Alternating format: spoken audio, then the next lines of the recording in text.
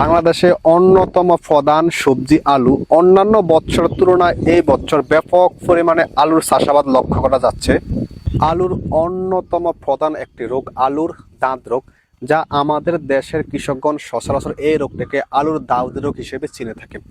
এই রোগটি হয়ে থাকে মূলত দুইটি কারণে। প্রথমত, আলু গাছের বয়স যখন 30 থেকে 50 দিন থাকে, এই সময় যদি জমিতে পর্যাপ্ত রস না থাকে। দ্বিতীয়ত, আলু গাছের বয়স যখন 60 দিনের ঊর্ধ্বে, তখন যদি জমিতে অতিরিক্ত রস থাকে, তাহলে এই রোগটি হতে পারে।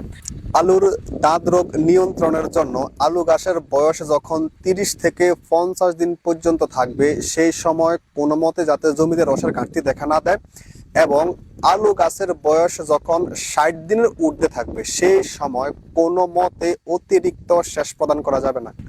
আলুর অন্যতম দুইটি পরিচর্যা হলো হাম ফুলিং এবং কিউরিং, যা আমাদের দেশের কৃষকগণ একেবারে করে না বললেই চলে। হাম ফুলিং হলো আলু উত্তোলনের 7 থেকে 10 দিন পূর্বে মাটি বরাবর গাছের গোড়া কেটে দিয়ে গাছগুলো জমি থেকে সরে নিয়ে যাওয়া। আর কিউরিং হলো হাম ফুলিং এর পর মাটি ও আলুর অবস্থার উপর নির্ভর করে 7 থেকে 10 দিন পর্যন্ত মাটির নিচে রেখে আলুর ত্বককে শক্ত করে নেওয়া।